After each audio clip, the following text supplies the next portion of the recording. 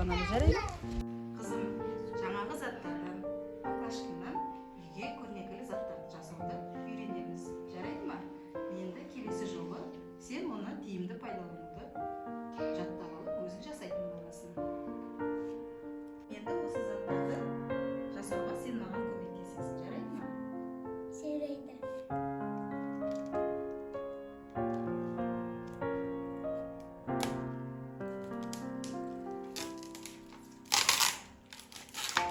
Қызым, енді мынау дайын бөтелкемізге мына түрлі түсті жіптерімізді пайдаланып гүлдер жасаймыз.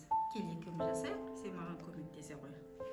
Мына бірінші былай аласың, айналдырып әдемі гүл жасайсың.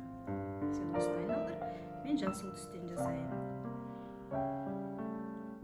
Анасы мен дәдімгі шықты. Кәне көрек. Ой, жарайсың балапаным, қандай керемет қолың, еңбегі бар екен қолыңның.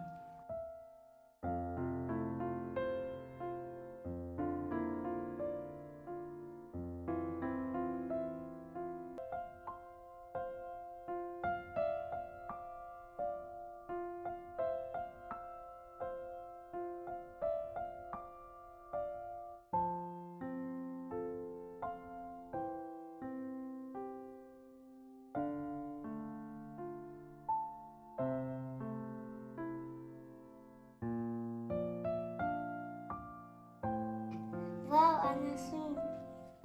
Қандай керемет гүлдер, иә? Саған ұнады ма? Иә.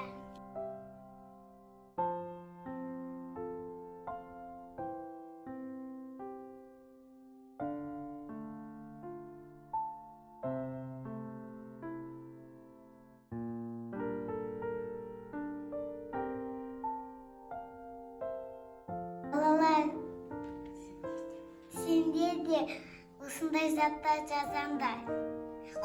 Қоқысқа тастауға болмайды.